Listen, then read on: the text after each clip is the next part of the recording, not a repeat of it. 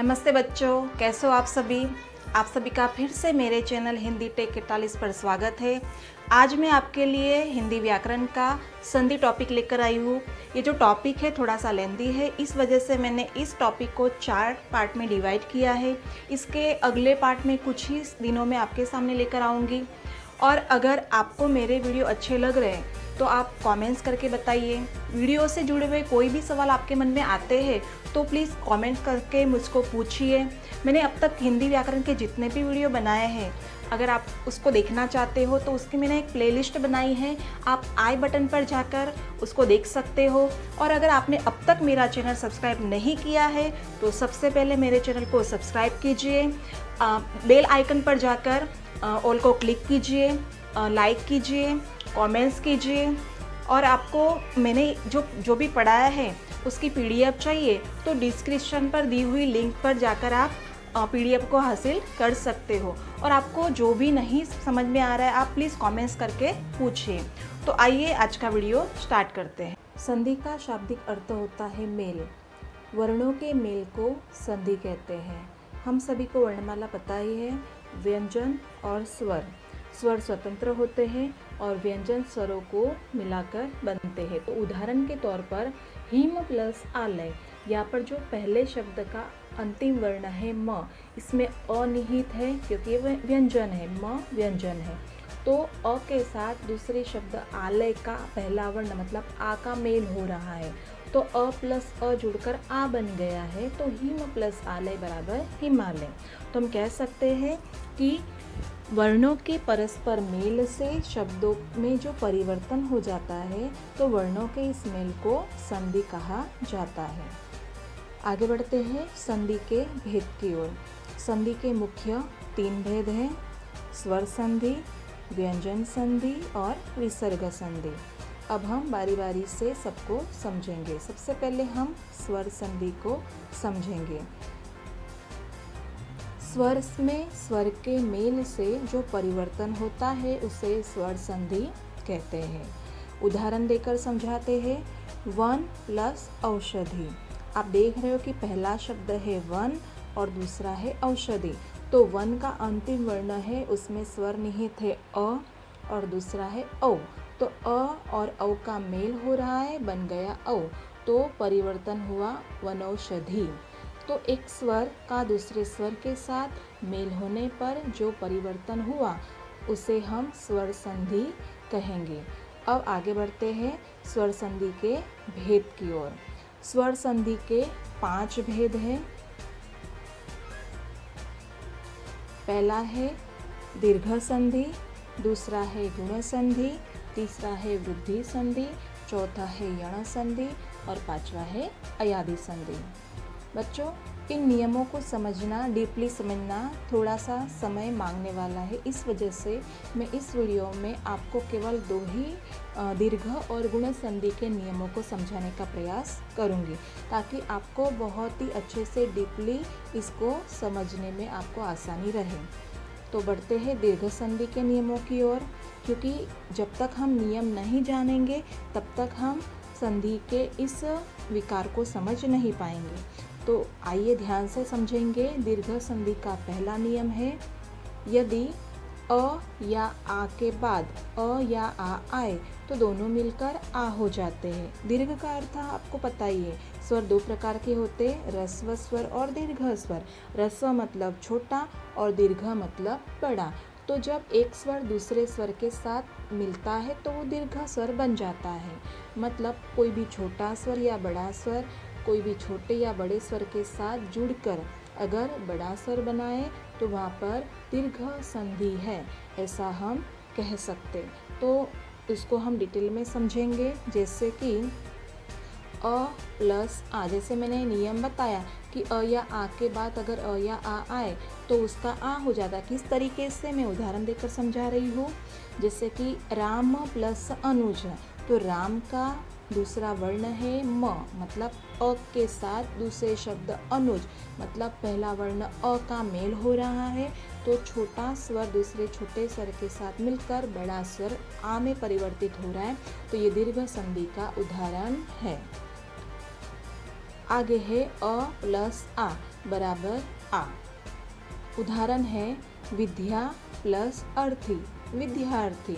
उसी तरीके से आ प्लस आ बराबर आ, विद्या प्लस आलय। तो यहाँ पर हम कह सकते हैं कि चाहे छोटा स्वर हो या बड़ा स्वर हो, अगर एक छोटा या बड़ा स्वर दूसरे या जैसे कि यहाँ पर मैंने नियम दिया है कि अ या आ के बाद अ या आ आए तो दोनों मिलकर आ हो जाते हैं। तो उसी आधार पर आ और आ भी जुड़ने से आ ही बनेगा, इसलिए ये भी हम कह सकते कि दीर्घ संधि का उदाहरण है। आगे के नियम की ओर बढ़ते हैं। आगे का नियम है यदि ई बड़ी ई या छोटी ई के बाद छोटी ई या बड़ी ई आए तो दोनों बड़ी ई में परिवर्तित हो जाते हैं। उदाहरण देकर समझाऊंगी। ई प्लस ई बराबर हो गई बड़ी ई, जैसे कि कवि प्लस इंद्र। कवि में छोटी ई की मात्रा है तो छोटी ई प्लस दूसरे शब्द का पहला वर्ण मतलब छोटी, तो बन गया कविंद्र बड़ी ई। तो देखिएगा आप कविंद्र में बड़ी ई की मात्रा लगी है। उसी प्रकार से बड़ी ई के साथ ई का जुड़ना मतलब ई हो जाना। उदाहरण है नारी प्लस इंदु। तो आप देख रहे हैं नारी में बड़ी ई लगी है तो बड़ी ई प्लस इंदु का छोटी ई का मेल नारिंदु मतलब बड़ी ई में परिवर्तन हो रहा है। उसी प्रकार से छोटी ई प्लस बड़ी ई भी ई में परिवर्तित हो रही है। उदाहरण है मुनि प्लस ईश, तो बन गया मुनीश। तो ये इस प्रकार से हम कह सकते हैं कि ई या ई के बाद ई या ई आए तो दोनों मिलकर बड़ी ई में परिवर्तित हो जाते हैं।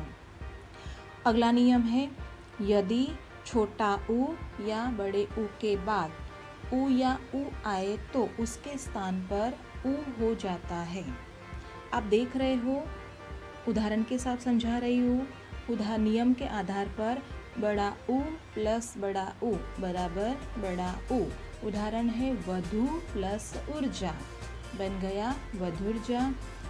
छोटा बड़े ऊ के साथ छोटा ऊ जुड़ने पर भी बड़ा ऊ बन जाता है, जैसे कि वधु, वधु में बड़ा ऊ लगा है प्लस उत्सव, उत्सव में पहला वर्ण छोटा ऊ है तो बन गया वधुत्सव, वधुत्सव में बड़ा ऊ हो रहा है।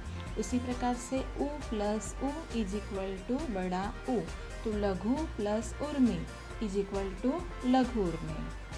अगर आप ध्यान से समझेंगे तो आपको ये नियम बहुत ही आसानी से समझ में आ जाएंगे। ये हम दीर्घ संधि के नियम समझ रहे हैं। अगला है यदि रु के बाद रु आए ऋण तो मातृण बन गया। तो हम कह सकते हैं कि यदि रु के बाद रु आए तो दोनों मिलकर रु में परिवर्तित हो जाते हैं। अगला नियम है, अब अगले भेद की ओर बढ़ते हैं। स्वर संधि का अगला भेद है गुण संधि।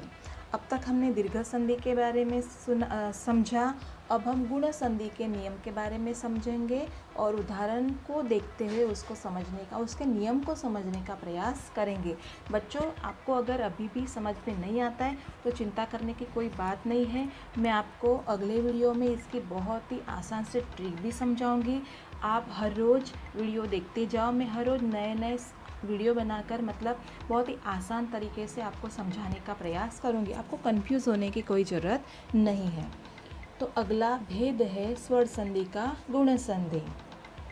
इसका पहला नियम है यदि अ या आ के बाद ई, बड़ी ई, ओ, बड़ा ओ और रु आता है तो जो परिवर्तन होता है वो मैंने नीचे लिखा है। ध्यान से देखिए, जब अ और ई जुड़ते हैं तो ए में परिवर्तित हो जाते हैं। उदाहरण है नर प्लस इंद्र, बन गया नरेंद्र। आप देख रहे हो कि नरेंद्र में ए लगा है तो यहाँ पर अ और ई का मेल हो रहा है। नर में अ है और इंद्र में ई है तो अ और ई का मेल हो रहा है तो ए बन गया। उसी प्रकार से नीचे देखिए, आ और ई जुड़कर ए बन रहा है।